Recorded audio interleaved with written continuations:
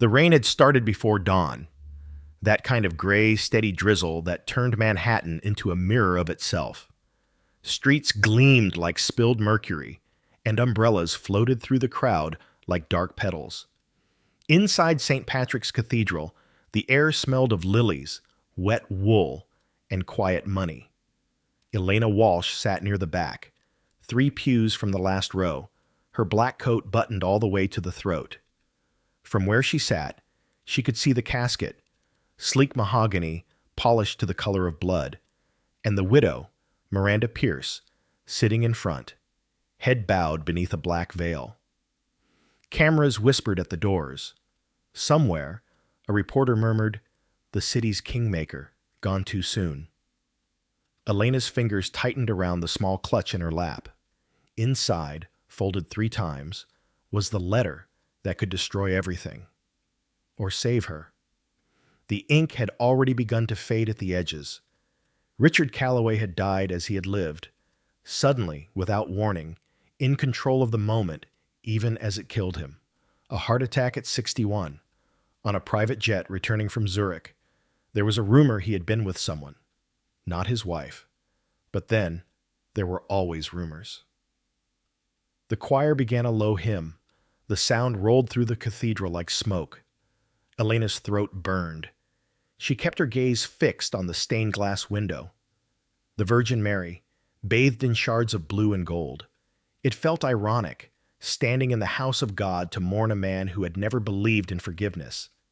She could still hear his voice from the last night they spoke.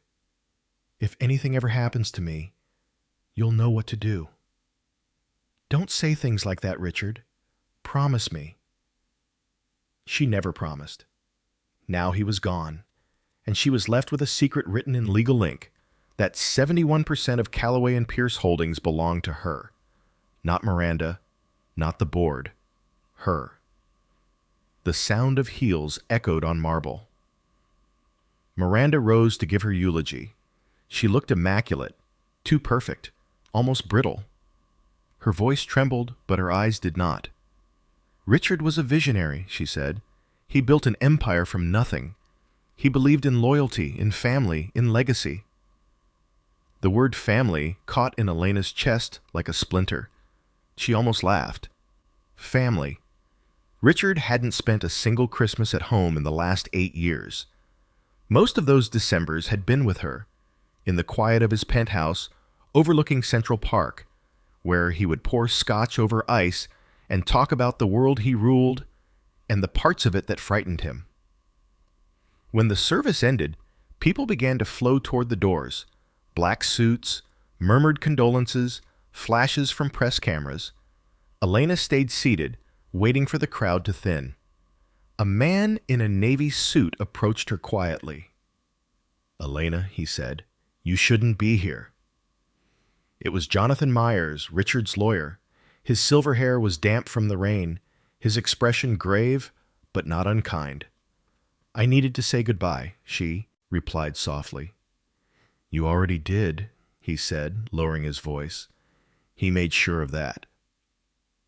He glanced toward the widow and the cluster of board members surrounding her. "They don't know," he murmured, "and you shouldn't tell them. Not yet."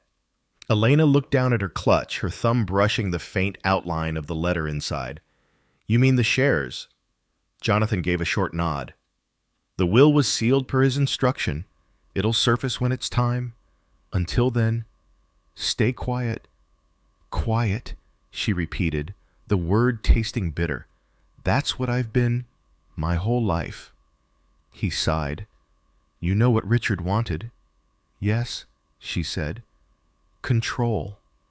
When she finally stepped outside, the rain had stopped. The sky hung low and heavy, the city glistening with that post-storm clarity that made everything too sharp, too real. Across the street, paparazzi lights flickered as Miranda entered a black car. The widow's profile was sharp, cold, almost cinematic, like a woman playing herself in a movie. Elena walked the other way. Her apartment in the West Village felt smaller than usual, walls closing in with the weight of unspoken things. She kicked off her heels, set her clutch on the marble counter, and poured a glass of white wine. On the fridge was a note Richard had left months ago. "Back Thursday. Don't wait up." She'd never erased it. The letter lay on the counter, its folds soft from being opened too many times. She unfolded it again, though she knew every word by heart. "To whom it may concern, I, Richard L. Calloway, hereby transfer 71% of Calloway and Pierce Holdings to Ms. Elena Walsh, effective upon my death. She has been integral to the growth and integrity of this company, more than anyone will ever understand. This is not a gift, it is justice." He had signed it with that arrogant, confident flourish she'd always hated and loved in equal measure. She pressed the page flat against the counter, her hand trembling. Justice. The word rang hollow.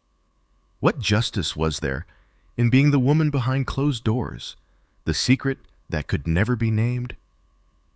Her phone buzzed, a message from an unknown number. "You should have stayed away from the funeral. Some people noticed." She stared at the screen, heart pounding.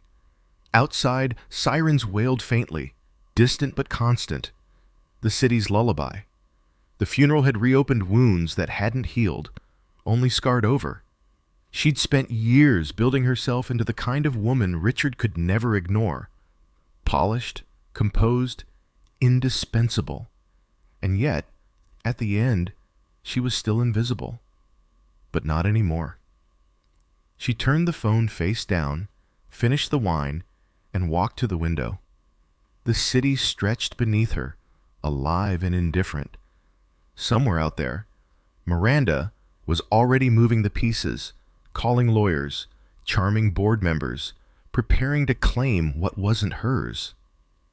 Elena smiled faintly, the kind of smile that hurt to hold. She wasn't going to fight yet. Not today. The funeral was for mourning.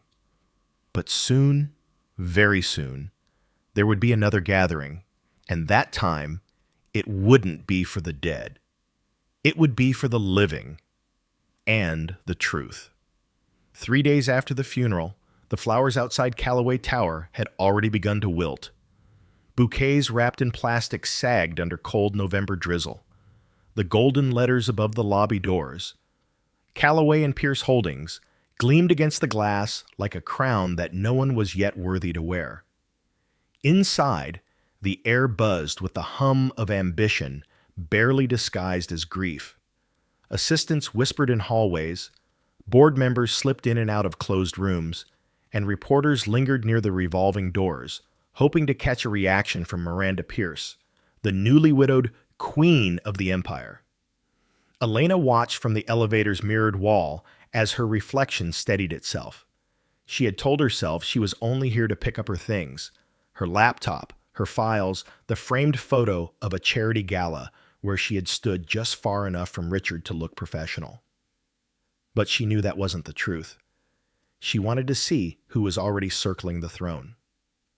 When the elevator doors opened on the 43rd floor, the energy hit her like static. Voices, laughter, the kind that pretends to grieve but already calculates the next fiscal quarter. "Elena," a voice called, smooth and familiar. It was Mark Tinsley, Chief Operating Officer, a man who had always found reasons to mentor her over late dinners when Richard was away. His smile was perfectly rehearsed, as always. "I thought you'd resigned," he said, stepping close. "Given everything." "I haven't," she replied evenly. "Not yet." He tilted his head. "Then I'd be careful. There's talk about restructuring. Miranda's already assembling her team." "Her team," Elena repeated, the words heavy with irony. He lowered his voice. "Word is, she's planning to announce herself as interim CEO at the next board meeting. Friday. You didn't hear it from me." She gave a faint, polite smile. "I didn't." But inside, something sharp stirred. A pulse of defiance, of memory. Back in her office, dust already covered the framed awards. The skyline outside the window looked colder, stripped of its familiar warmth. She sat behind the desk and opened her drawer. Beneath a stack of expense reports lay a slim black envelope, the one Jonathan Myers had handed her after the funeral. She hadn't opened it yet. Now she did. Inside was a single page stamped with the letterhead of Myers, Clark and Feldman LLP, and a short typed note. Ms. Walsh, per Mr. Calloway's final instructions, please find enclosed the original transfer deed confirming your ownership of 71% of Calloway and Pierce Holdings. The document remains under temporary seal until public release during the upcoming board session or at your discretion. I advise caution and patience. The eyes of this company are everywhere. Her pulse quickened. Below the note was the deed itself.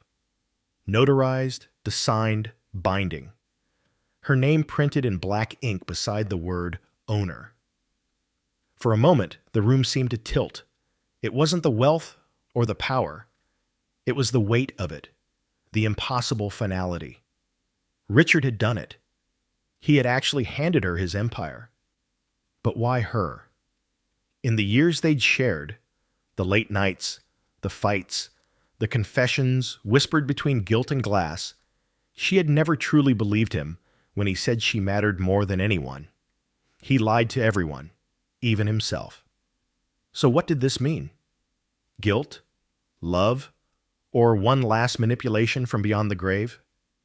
At 4 p.m., the office intercom crackled. Ms. Walsh, Mrs. Pierce would like to see you in the executive suite. Elena froze. Miranda. For a second, she considered pretending to be out, but curiosity, that old, dangerous instinct, pushed her to stand. When she entered Richard's old office, the smell hit her first. Cedar, cigar smoke, and faint traces of his cologne. It felt wrong to see Miranda sitting behind his desk, manicured fingers tracing the edge of a crystal paperweight that still bore his initials. Elena, Miranda said smoothly, her tone wrapped in false warmth. I was wondering when you'd stop hiding. I wasn't hiding, Elena replied, closing the door behind her. Miranda smiled. Slow, surgical. Of course not. You were always good at blending in. That's what Richard liked about you, wasn't it? The words sliced with surgical precision. Miranda didn't need to raise her voice. She knew exactly where to cut. I came to collect my things, Elena said evenly. Perfect, Miranda said, because the board will be restructuring after Friday's meeting. I'd hate for you to be caught off guard. Restructuring? Miranda leaned back in the chair, his chair, crossing her legs. New leadership, a clean slate. Richard's death gives us a chance to modernize. I assume you'll understand if your position becomes redundant. Elena's breath hitched, but her face stayed calm. You mean if I don't leave quietly, you'll make me irrelevant? Miranda's smile widened, icy and precise. You always were quick. I'll give you that. A pause stretched between them, thick as fog. Outside, the city glowed through the rain-streaked windows. Miranda, Elena said softly, do you know everything Richard did before he died? Miranda's gaze sharpened. I know enough. I'm not sure you do. Something flickered. A tiny, involuntary twitch in Miranda's jaw. Then, smoothly, she reached for a silver cigarette case, opened it, and said, Careful, Elena. Ghosts don't stay quiet forever, especially when they're paid to talk. Elena didn't respond. She simply turned and walked out, each step echoing across the marble floor like the tick of a clock counting down to something inevitable. That night, Elena sat alone at her kitchen counter, the city spread out below like circuitry, lights pulsing, towers humming. The deed lay open beside a half-empty glass of bourbon. She imagined Friday's meeting. The faces around that long mahogany table. Men who had laughed behind her back, dismissed her contributions, used her loyalty as a convenience. And Miranda, calm and untouchable, ready to claim what Richard had built with Elena's blood and silence. She took a long sip, feeling the burn. In her mind, she heard Richard again. When I'm gone, it'll all be yours. Maybe it wasn't love he'd left her. Maybe it was a weapon. A knock came at the door. She froze. Elena? Jonathan's voice. She opened it to find him, standing in the hallway, coat soaked from rain. His eyes were grave. They're digging, he said. Miranda's lawyers contacted the trust office. They know something's missing. So soon? He nodded. She's not stupid. You need to decide. Do you want this to go public Friday, or do you want to wait? Elena stared past him, out at the skyline. Somewhere out there, lightning flashed silently behind clouds. I've been waiting 8 years, she said finally. I can wait 2 more days. Jonathan studied her face. This isn't just about money, is it? No, she said. It never was. She closed the door gently after him, the sound soft as a secret. Then she turned off the lights, leaving only the glow of the city and the ghost of Richard's voice in her mind. Justice, the letter had said. But justice, she thought, never came without a cost. The morning light cut through the blinds like thin blades, striping Elena's apartment in gold and gray. She hadn't slept. The city below was already awake. Taxis honking, vendors shouting, the low hum of ambition resuming its endless rhythm. But inside, the world stood still. The deed lay on the table beside an untouched cup of coffee, and next to it, a framed photo she hadn't meant to keep. Her and Richard, taken during a charity weekend in Montauk. To everyone else, she'd been his executive assistant. To him, she was a habit he couldn't quit. She picked up the photo, ran a finger over his face.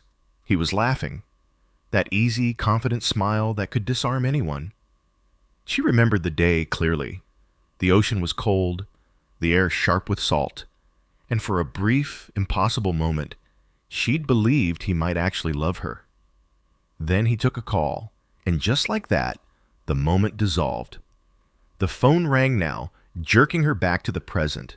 The caller ID flashed. Unknown number. Elena Walsh, she answered.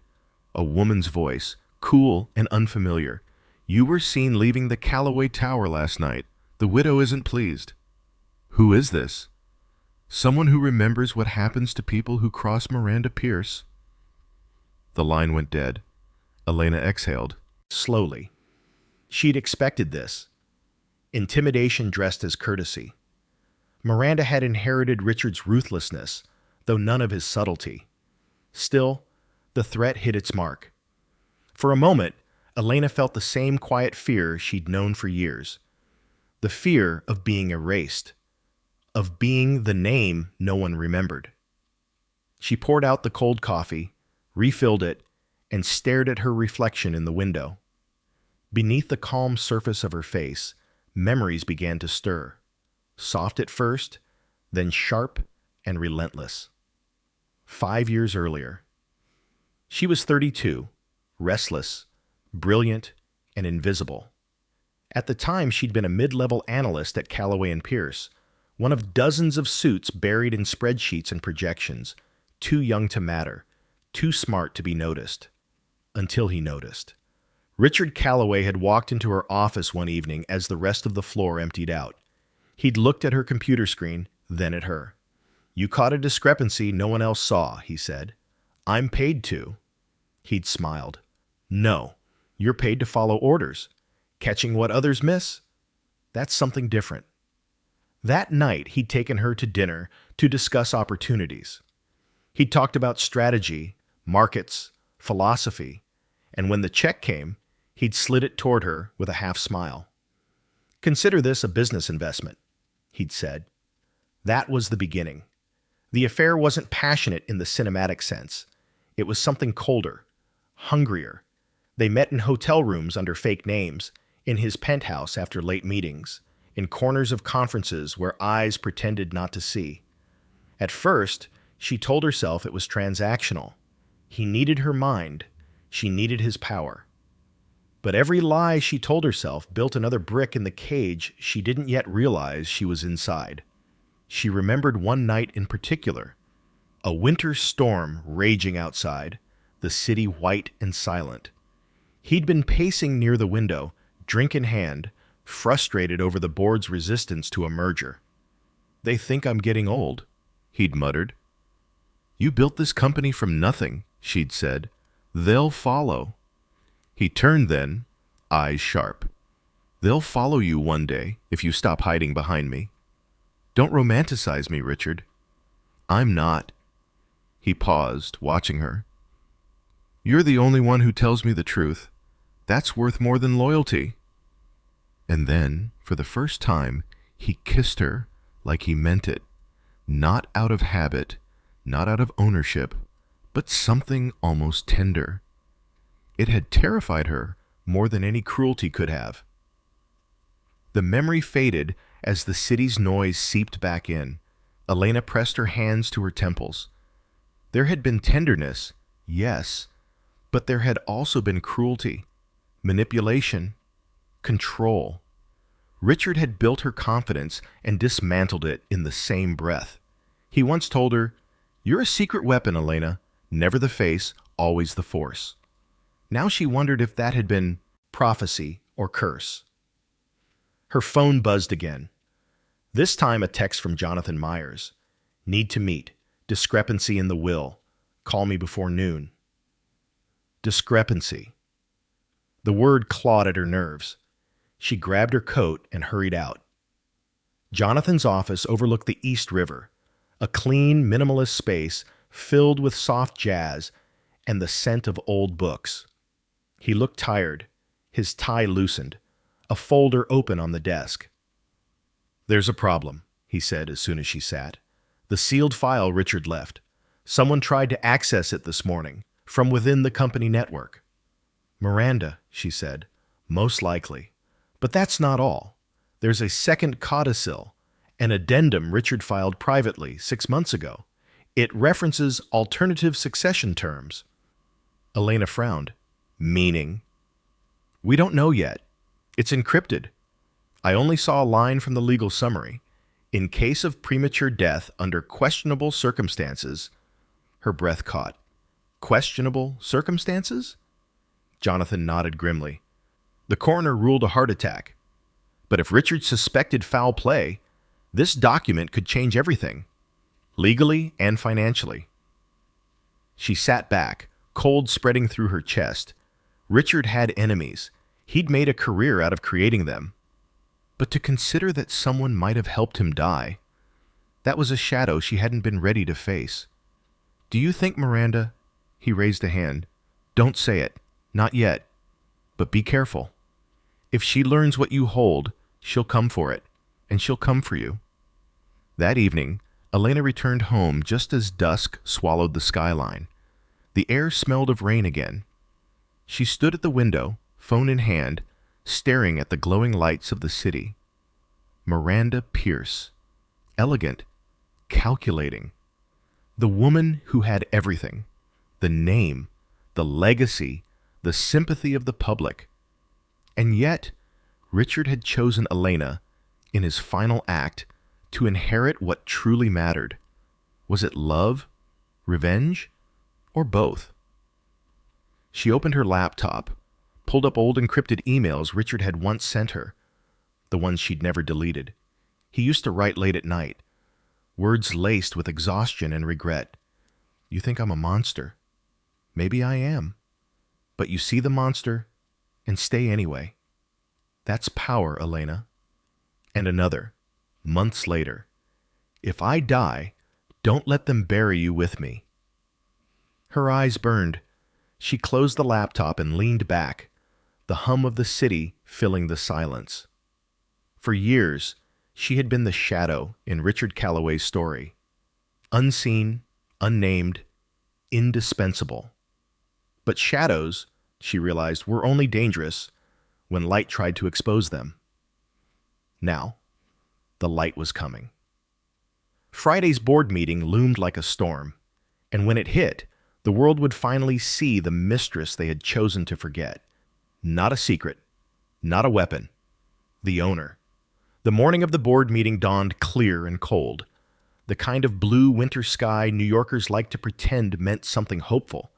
But to Elena Walsh, it felt like glass, beautiful, brittle, and waiting to shatter. She stood before her mirror, fastening a simple pearl earring. The reflection staring back looked almost unfamiliar. Black tailored suit, hair swept into a severe chignon, a face composed into serenity. The kind of woman no one could dismiss or fully trust. She slipped the envelope containing the deed into her leather briefcase, feeling its weight like a secret heartbeat. By 9:00 a.m., she was in the lobby of Calloway Tower, her heels clicking on marble. Reporters loitered outside the glass doors, but security kept them at bay. Upstairs, the 43rd floor was a battlefield disguised as an office. As she exited the elevator, she caught sight of the long mahogany doors to the executive boardroom and of Miranda Pierce, radiant in morning black, standing at their center like a queen greeting her court. "Elena," Miranda said, voice smooth as silk, eyes sharp as ice. "I wasn't sure you'd have the courage to attend." Elena smiled faintly. "I wouldn't miss it." The other executives turned to look. Mark Tinsley, the COO, James Wren, Chief Financial Officer, Lydia Grant, Head of Marketing, and several others whose loyalty shifted like the stock market. Every face carried polite condolence and quiet calculation. Miranda gestured gracefully toward a seat at the far end of the table. "Do make yourself comfortable." Elena took it without a word. At 9:10, Miranda stood. "Ladies and gentlemen, as acting chairwoman, I hereby call this session to order." The room fell silent except for the quiet hum of the city beyond the windows.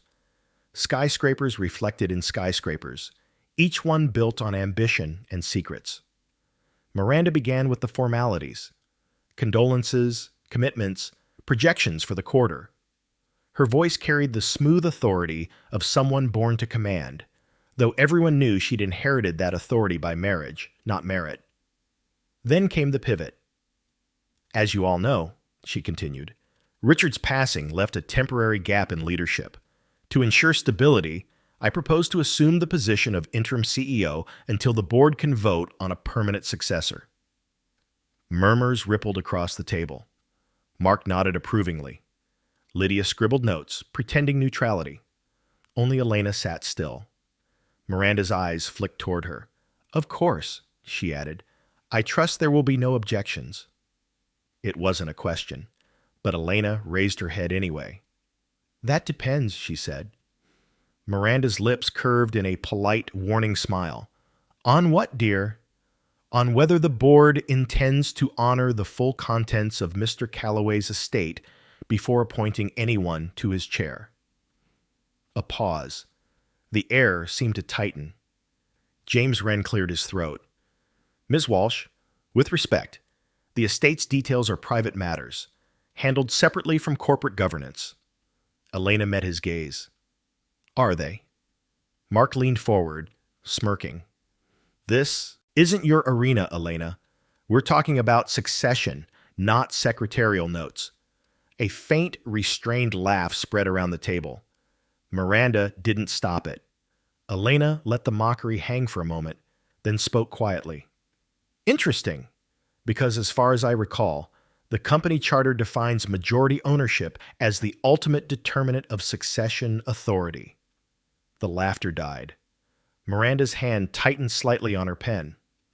"Are you suggesting you know something the rest of us don't?" Elena smiled, not smugly, but with the composure of someone who had already made peace with being hated. "I'm suggesting that before we proceed, the board should verify who holds majority shares in Calloway and Pierce Holdings." Jonathan Myers entered then, almost on cue, carrying a slim folder. "Madam Chair," he said, bowing slightly to Miranda, "for the record, I represent the Calloway estate as legal counsel. I've been authorized to present sealed documentation in accordance with Mr. Calloway's final directives." Miranda's expression didn't flicker, but her eyes hardened. "You can't be serious." Jonathan nodded to Elena. "With your permission, Ms. Walsh." The room erupted, voices overlapping, chairs scraping. Mark barked, "This is outrageous!" Lydia whispered, "What is happening?" James demanded, "Who authorized this disclosure?" Elena stayed seated, calm amid the storm. "Mr. Calloway did." Jonathan opened the folder, removed a set of notarized pages, and placed them on the table. According to the certified transfer deed, effective immediately upon Mr. Calloway's death, 71% of the company's shares are legally owned by Ms. Elena Walsh. The silence that followed was absolute. Even the hum of the city seemed to disappear. Miranda's face drained of color. For the first time, her composure cracked. "That's impossible." Jonathan slid the document toward her. "You're welcome to verify the signature." She snatched it, scanning the lines, her jaw tightening with each word. Forgery. Manipulation. He would never... But he had. Elena folded her hands neatly. "Mr. Calloway's own signature is witnessed and notarized. The documentation has been verified through the state registrar." Mark leaned back in disbelief. 71%? That gives you controlling interest. Elena's voice was quiet but clear. "Yes." Lydia exhaled. "My God." Miranda slammed the folder shut, her control fraying. This is a farce. You think you can waltz in here, wave a piece of paper, and take what's mine?" "It was never yours," Elena said. "Not by law, not by merit." The words struck like a slap. Miranda's eyes blazed. "You think sleeping with my husband entitles you to his empire?" A gasp rippled through the room. Jonathan winced. Elena didn't flinch. "No," she said softly. "Earning it did." "For a heartbeat, no," one breathed. Miranda's gaze flicked to the others, searching for loyalty, finding only silence. The wolves she'd gathered were suddenly uncertain, scenting new power in the air. Elena rose slowly from her chair. "This isn't about vengeance, Mrs. Pierce. It's about truth. I worked beside Richard for 8 years. He trusted me to protect what he built, even from those who claimed to love him." Her voice stayed steady, almost too calm. "I'm not asking for permission. I'm simply fulfilling his last instruction." Then she turned to Jonathan. "File the confirmation with the Securities Commission by noon." He nodded. "Understood." Miranda's knuckles whitened. "You'll regret this," she hissed. "You don't know the enemies you've just made." Elena met her gaze. Not defiant, just tired. "Maybe, but at least now they'll have to face me in daylight." She gathered her briefcase, closed it gently, and walked out. Behind her, the room exploded again. Voices, outrage, disbelief. But Elena didn't look back. In the elevator, she allowed herself one deep, trembling breath. Her reflection stared back. Pale, fierce, unrecognizable. For the first time in years, she wasn't a secret. Outside, the city glared under winter sun, cold, brilliant, merciless, and in that harsh light, Elena Walsh stepped into her power, knowing it would destroy her or set her free. Either way, there was no going back. The day after the boardroom implosion, the news broke like wildfire. Mistress or master plan? Inside the power shift at Calloway and Pierce, the other woman who now owns it all. From assistant to empire, the Elena Walsh scandal. By dawn, her name had been dissected across every major outlet. Reporters camped outside her apartment.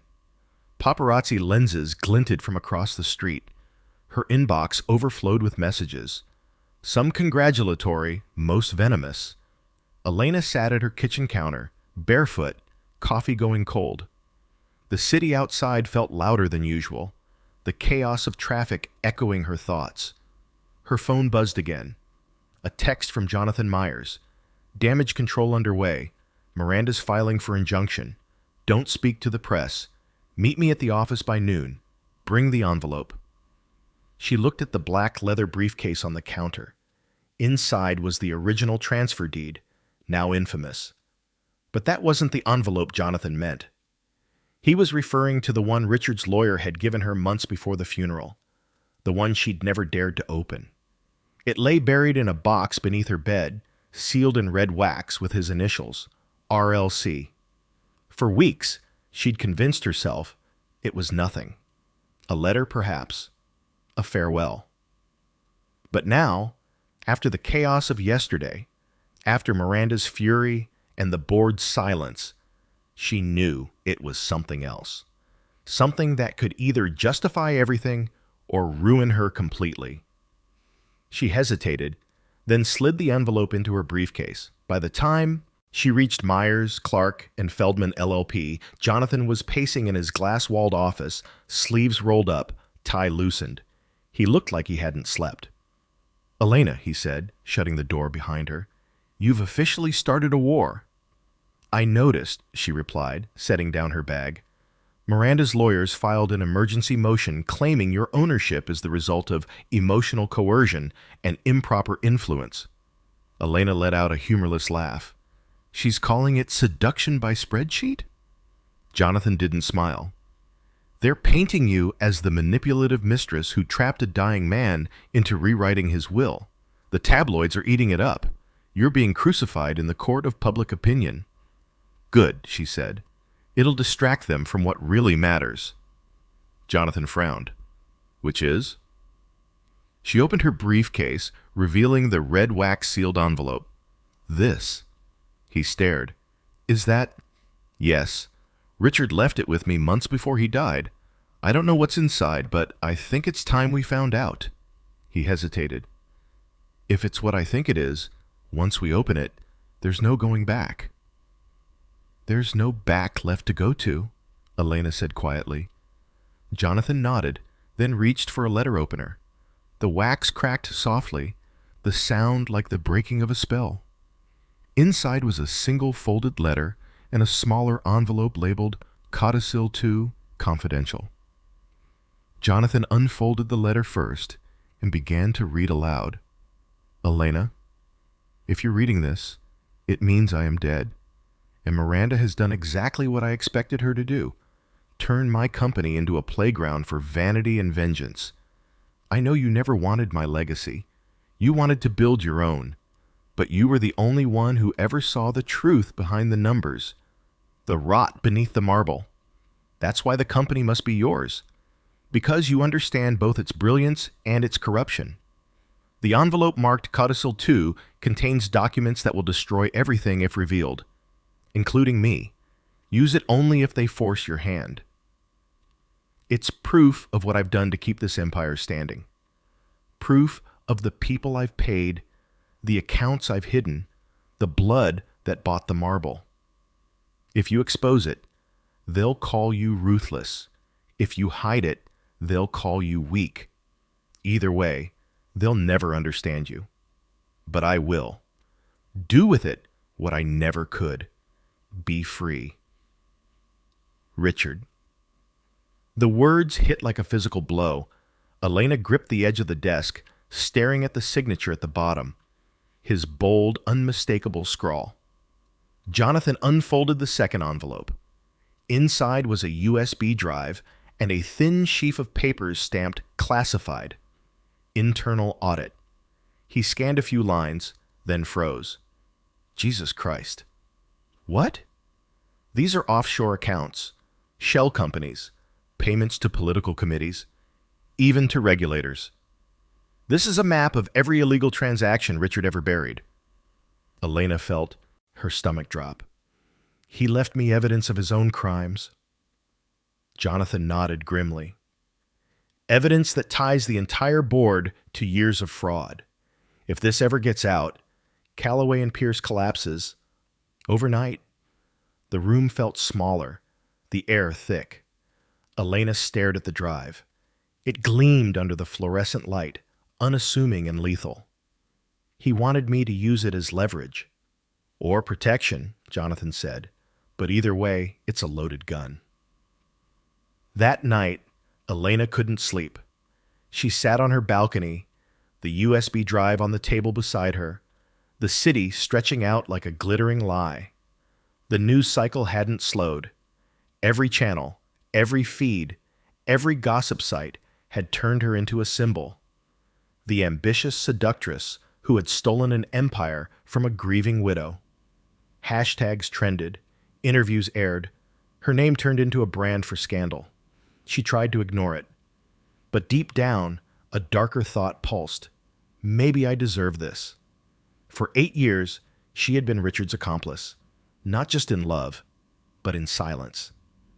She had known about the shell companies, the tax manipulations, the quiet donations that bought legislation. She told herself it was strategy, that it was necessary to keep the empire afloat. And now, his sins were in her hands. She opened her laptop and stared at the USB. One click could end Miranda's challenge forever. One upload could make Elena unstoppable. And damn them all in the process. Her finger hovered over the port, trembling. Then, a knock at the door. She froze. "Elena?" a voice called softly. "Jonathan." She let him in. He looked exhausted, carrying a folder and a bottle of scotch. "You're on every channel," he said. "Miranda's playing the widow card perfectly. Public sympathy's already hers." "She can have their sympathy," Elena murmured. "I'll take their fear." He set the scotch down and studied her. "You're thinking about using it, aren't you?" She didn't answer. "Elena," he said gently, "if you release that file, you'll destroy the company. And yourself. The feds won't care who owns what. You'll be complicit." She looked out the window, the city lights reflecting in her eyes. Maybe that's the only way to end it. Jonathan shook his head. "No, that's what Richard would have done. You're not him." His words lingered. She turned back to the drive, the weight of it unbearable. Finally, she whispered, "Then what do I do?" He poured her a drink, handed it to her. "You wait. Let Miranda make the next move. Then you decide whether to fight clean or burn the whole world down." Elena took the glass, staring at the amber swirl inside. Outside, thunder rolled over the city. For the first time, she understood the real inheritance Richard had left her. Not power, not wealth, but the choice between corruption and survival. And whichever path she chose, there would be no redemption. The boardroom smelled of coffee gone cold and expensive cologne. Outside, the city moved with indifferent purpose. Inside, time felt thick, like syrup. Elena had arrived early, as she always did when the stakes were high. She liked to be there before the predators gathered, to register the room, to learn the tilt of a jaw, the way a hand trembled when it pretended not to. Miranda sat at the head of the table, a statue in pleated black, flanked by the engineers of her campaign, lawyers with quick smiles, investors who'd already whispered their allegiance. Cameras crowded the glass wall beyond the boardroom. The press knew there would be fireworks. The meeting had been called not only to discuss governance, Jonathan had whispered, but to shape the narrative. Miranda's people had prepared a dossier, a tidy story of grief and stewardship. Elena was the wrinkle in the script. "Thank you for coming," Miranda began, voice smooth as porcelain. "Before we proceed with formal votes, there are matters of reputation and integrity we must address." Her eyes mapped the room and finally stopped on Elena, the way a hawk chooses a branch. A murmur. Lydia's pencil paused. Mark's smile thinned. Elena felt the old invisible hands, the ones that had pushed and prodded her for years, pressing in. Miranda unfolded a sheet, watched Elena with a smile that never touched her eyes. "There have been troubling rumors," she said, "about improper influence, about documents being altered under duress. I won't sully this room with salacious detail, but I will say this. This company deserves leadership without scandal." The phrase hung there, weaponized. Several board members nodded. The air leaned toward consensus. One by one, the wolves started to circle, smelling blood. "You know what they're saying," Mark said casually, like he was offering coffee instead of a knife. "That someone took advantage of a dying man, that this transfer was coerced. Elena's face was a calm plane. Internally, something brittle cracked. A practiced armor threatened by insult. She had been called worse in whispers and press columns, but the public humiliation in a room that once felt like sanctuary, where she'd bled over memos and strategies, cut in a different way. This was a crucifixion of everything she had built quietly, the slow erasure by narrative. Miranda leaned forward. "Miss Walsh, for the record, did Mr. Calloway sign the deed willingly and with full capacity?" Elena could have answered with legalese, with Jonathan's careful counsel. She could have asked for time, for verification through some sterile process. Instead, she watched Miranda's face closely, the tiny shake of a smile, the twitch at her mouth, and felt the decision settle like ice in her chest. "No," Elena said softly. The word sounded small, but it landed heavy. A hush, like the world inhaling. Miranda's eyes flared. "Excuse me?" Her tone sharpened. Less porcelain now, more blade. "Are you suggesting Mr. Calloway wasn't of sound mind when he made his last will?" Elena sat very still, practiced composure masking the storm beneath. "I'm saying he made choices. I am not here to defend him, nor to excuse him. He entrusted me with his truth and with a deed. If you doubt its legitimacy, challenge it through the courts. But do not try to bury me in a narrative you authored." That was the wrong thing to say, and also the right one. Miranda's operatives murmured like a hive. Cameras on the glass wall angled like insect eyes. The meeting that had started as a governance session teetered into theater. Miranda rose, the gesture small but theatrical. "You owe this company an explanation, Elena. The public deserves clarity, and she looked around the table, "I owe Richard respect. If this deed was procured by manipulation, I will see that justice is served." "Justice?"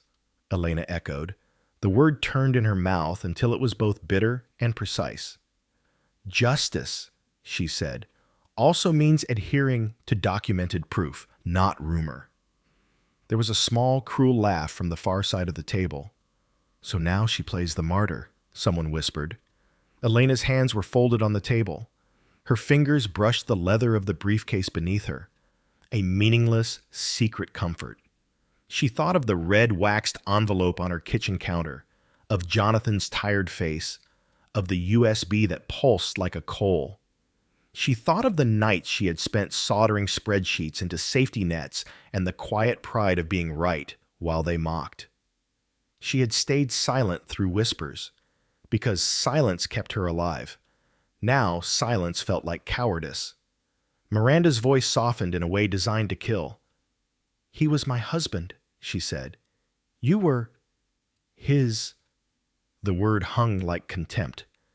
"Companion. No matter what paper says, the court of public opinion will not accept this through the eyes of a mistress." That was the final cut. The boardroom had moved from accusation into spectacle, and Elena felt the heat of the very public furnace. All those years of invisible labor, all the nights of navigating numbers and loyalties, had been distilled into a single image. Elena as the other woman who took what she wanted.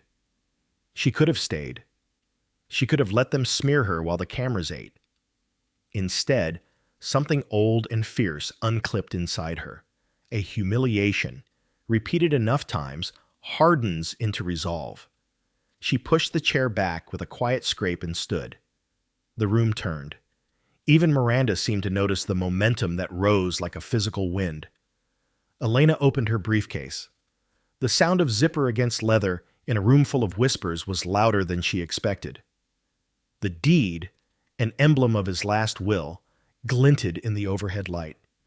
She set it on the table with deliberate slowness, then, one by one, unfolded the notarized share certificates. 71%. The numbers were cold and incontestable. Silence struck like a struck bell. The city's noise was gone. Only the boardroom existed, every eye drawn to the ellipsis of proof. "This is the document," Elena said. Her voice did not tremble. "If you wish to accuse me of coercion, accuse me in front of this paper, but do not cast stones into shadows and call it truth." Miranda's face had lost its mask. Rage didn't suit her as well as control. "You parade his death like a trophy," she hissed. "You have no shame." "It's not a trophy," Elena answered. "It's responsibility. He gave me control because he believed I could steward what he built. That choice is his to make, not yours to rewrite." Jonathan stepped forward, legally precise and quietly formidable. "For the record, these documents are authenticated. We will file with the Securities Commission this afternoon." His presence was a ledger, each word balancing accusation and law. The room fractured into argument, voices clashing like cheap glass.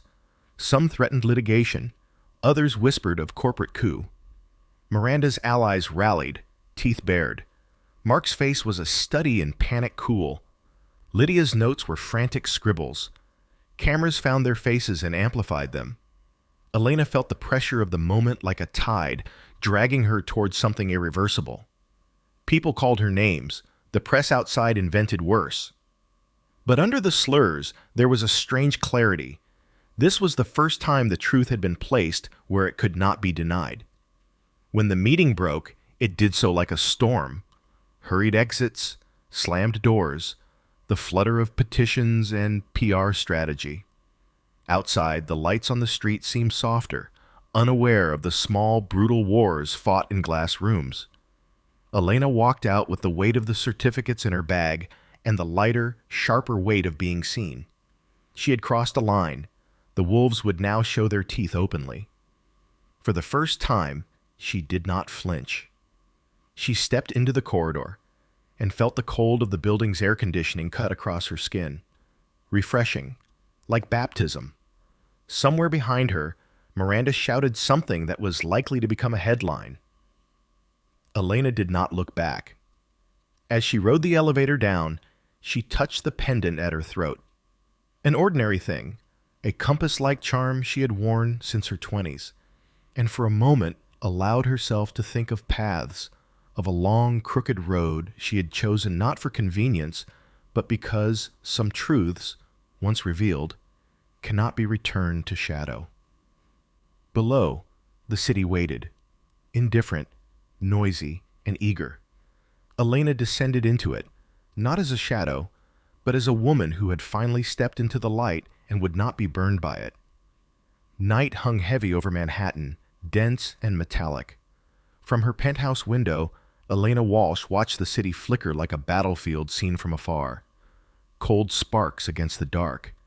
Every headline tonight bore her name. Every network chewed on her downfall like a feast. She didn't turn on the PM lights. The only illumination came from the skyline and the faint blue glow of her laptop. On its screen, a folder titled Codicil 2. The folder Richard had left her, the one that could bury the company, Miranda, and every man who had laughed in that boardroom.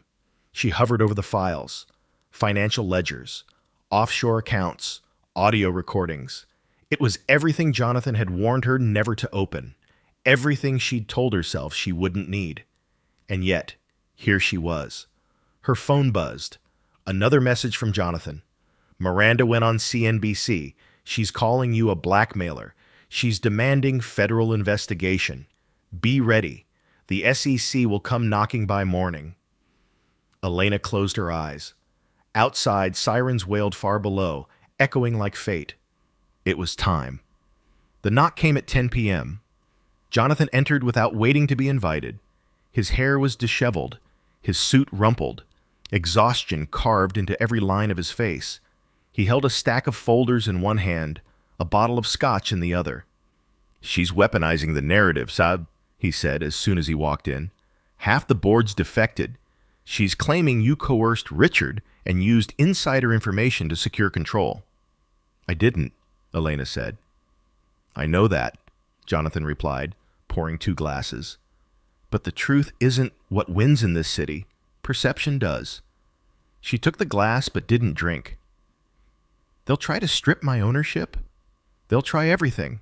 Lawsuits, public inquiries, maybe even criminal allegations if they can twist the books far enough. Elena turned toward the window again. The reflection in the glass showed a woman she barely recognized. Not the mistress, not the strategist, not even the survivor. Just someone standing at the intersection of power and ruin, unable to tell which was which. Jonathan followed her gaze. "You're thinking about using it, aren't you?" She didn't answer. "The codicil," he said quietly. "You're thinking of releasing it." Elena set the glass down. "She's trying to burn me alive, Jonathan. Maybe it's time the world saw who really built this empire and what it cost." He sighed. "If you release that file, you'll burn more than her. The company, the employees, thousands of people who had nothing to do with this." "They already hate me," she said flatly. "At least they'll hate me for the truth." He watched her in silence, then reached into his folder and slid a printed article across the counter. It was a tabloid photo. Elena, leaving Calloway Tower after the meeting, eyes forward, chin raised. The headline read, "The Ice Queen of Wall Street, How a Mistress Became Monarch." Beneath it, a quote attributed to Miranda, "Richard's death blinded us to her ambition. My husband trusted her, and it killed him." Elena stared at the words until the letters blurred. "She's accusing me of murder," she whispered.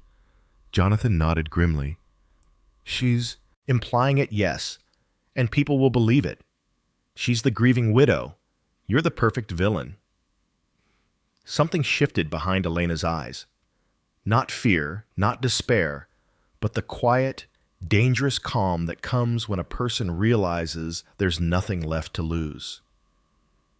"She wants a war," Elena said softly. "Then she'll get one." By midnight, she was in her office at Calloway Tower. Her office now, though the air still carried Richard's ghost. The marble floor gleamed under the sterile glow of recessed lights. Her footsteps echoed. She powered on her computer, inserted the USB Richard had left her, and began scrolling through files. Payments to political donors, lobbyists, hidden mergers, bribes disguised as consulting fees. Every transaction bore the fingerprints of the board, including Miranda's. She clicked a video file. Richard's face appeared, grainy and tired, recorded months before his death. "If you're seeing this, I'm either dead or close to it. They're circling me.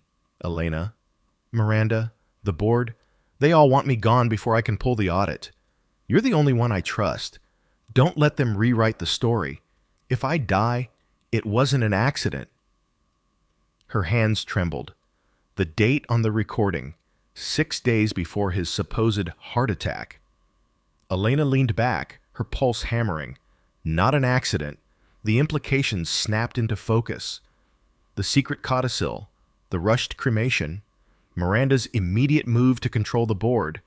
Everything fit. Richard hadn't just left her his company. He'd left her his murder. When Jonathan returned hours later, the lights were still on. He froze in the doorway when he saw the open files on the screen. "Elena," he said softly, "what did you find?" She turned to him, eyes rimmed red but steady. "Proof," she whispered. "He didn't die naturally. He knew it. Miranda knew it. They killed him and used his death to take what was left." Jonathan exhaled. "We can't go public with that. Not yet." "I'm done waiting," she said. "Elena." She reached into her drawer, pulling out a flash drive identical to the one in her computer. "This is a copy. You'll send it to every major outlet if anything happens to me." Jonathan's jaw tightened. "You're walking into fire." She smiled faintly. "I've been walking through it for years. I'm just finally naming it." At dawn, Miranda called a press conference in the company's main lobby, a polished stage designed for her redemption. She stood behind a marble podium, dressed in white this time, purity tailored into fabric. Cameras lined the walls. "I loved my husband," she began, voice trembling just enough to sound human. "And I trusted those closest to him. But betrayal often wears the mask of loyalty. My only goal now is to restore integrity to what he built."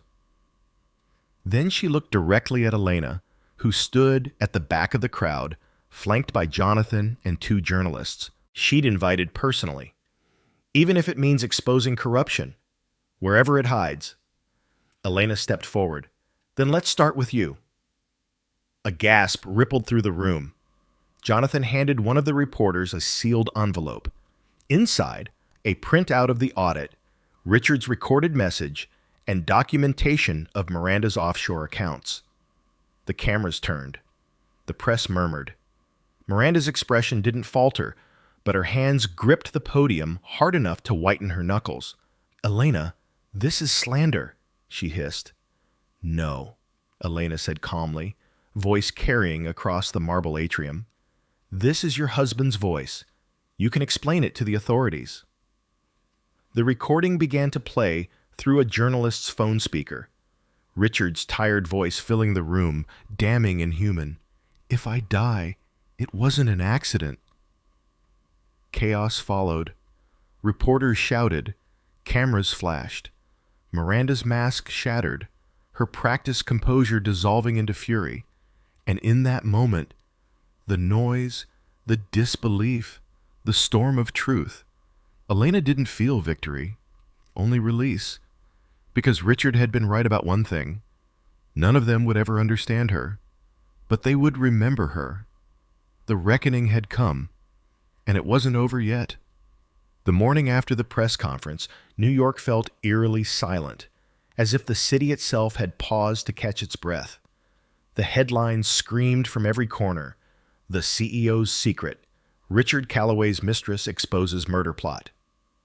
Miranda Pierce under investigation. The woman who took down an empire she inherited. Elena Walsh stood in front of the window of her penthouse, barefoot, a cup of untouched coffee in her hand. The glass reflected her back at her. A woman who had won, though she couldn't tell what that meant anymore. Her phone hadn't stopped vibrating since dawn. Journalists, lawyers, board members, vultures, she ignored them all. The city below shimmered under winter sunlight, glittering like a mirage. Jonathan arrived unannounced, as he always did now, carrying 2 cups of black coffee and a newspaper folded under his arm.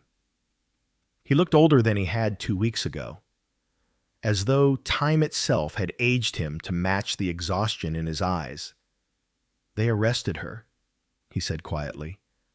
"Federal investigators raided Miranda's townhouse this morning. They found evidence of tampering with Richard's medication. It's over."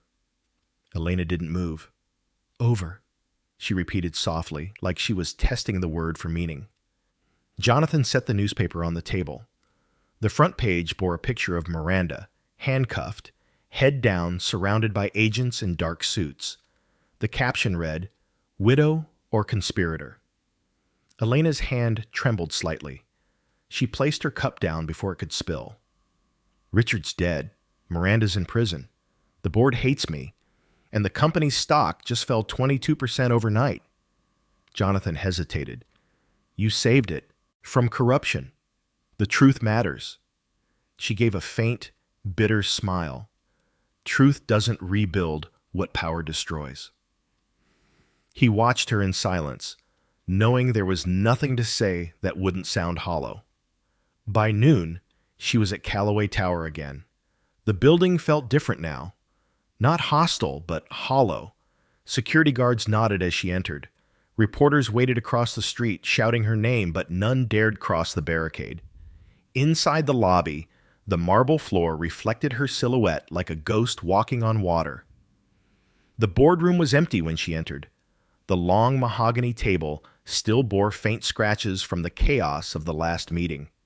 She traced her fingers along the surface, remembering every word, every glare, every tremor of that afternoon when she'd chosen to burn everything rather than stay silent.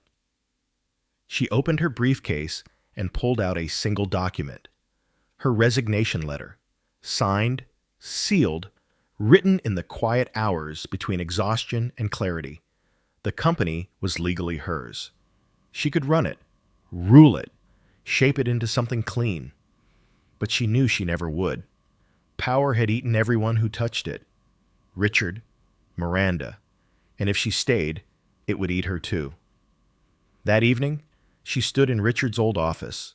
Her office now, technically. The sunset bathed the glass walls in gold and crimson, like a painting of fire trapped in crystal. The skyline glowed, infinite and untouchable. She looked around. His books still on the shelf, his cigar humidor still half full, his chair turned slightly toward the window as if waiting for him to return. She had avoided this room since his death. Now, she let herself walk in fully. On his desk sat the picture frame he'd kept hidden. Not of Miranda, not of the company's headquarters or some magazine cover, but of her. Elena, the photo from Montauk, the same one she'd found months ago in her apartment. Her breath caught. She sat in his chair and allowed herself, for the first time, to cry. Not the dramatic sobs of grief, but the quiet, uneven tears of someone who had run out of reasons to pretend she was fine. Richard had built an empire out of lies and brilliance. She had survived it out of silence and guilt. And now, she had outlived them all. Jonathan found her there an hour later, the city darkening outside. "The press is calling you the Iron Widow," he said gently. Elena laughed softly through the remnants of tears. They always need a myth to replace the man. He handed her a folder. "Final legal clearances. The shares are officially yours. You can appoint a new CEO tomorrow." She took the folder, but didn't open it. "What if I don't want to?" He tilted his head. "You mean walk away?" "I mean," she said, turning toward the window, "maybe Richard's legacy doesn't need another Calloway, or Pierce, or Walsh. Maybe it just needs to die." Jonathan studied her profile, calm, resolute, exhausted. "You could sell the shares, step out clean." She nodded slowly. "Yes, let someone else chase the ghosts." They stood in silence for a long time, watching the city pulse below them. "Elena," he said finally, "for what it's worth, I think you did the right thing." She smiled faintly. Right and wrong stopped mattering the moment he died. There's only what's left. Later that night, she returned home to pack. The penthouse felt less like a refuge and more like a mausoleum. Every room still carried pieces of him. The glass he'd used, the books he'd touched, the scent of his cologne lingering faintly in the drapes. She moved quietly, methodically, folding clothes, closing drawers. When she reached the kitchen counter, she found the compass pendant she'd worn since her 20s, the same one she'd touched during every difficult choice.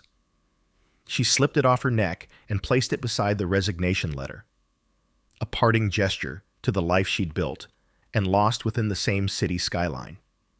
As she zipped the last suitcase, her phone buzzed with one final message from Jonathan. "The board accepted your resignation. Congratulations, Ms. Walsh. You're free. Free." The word felt strange, too light for something that had cost so much. She turned off her phone, grabbed her coat, and left. At dawn, Elena walked alone along the Hudson River. The water shimmered under the pale morning light, a mirror of everything she'd destroyed and everything she might become. The wind was sharp, the city distant behind her. Somewhere, Miranda sat in a holding cell. The board scrambled to save the company. The press searched for its next headline. But Elena didn't care. For the first time in years, there was no performance, no audience, no secret left to protect. She paused at the railing, looking out toward the horizon, the same direction Richard's jet had disappeared the night he died. "You wanted justice," she whispered to the wind. "I gave it to you, and I hope wherever you are, you finally understand what it cost." She closed her eyes. The sound of the river was steady, endless. When she opened them again, she turned away, not toward Calloway Tower, not toward the city, but toward the quiet streets that led nowhere in particular. Behind her, the skyline gleamed, indifferent and eternal. Ahead, for the first time, there was nothing but possibility. And that, she realized, was what freedom really felt like. Not victory, not revenge, just the silence after the storm.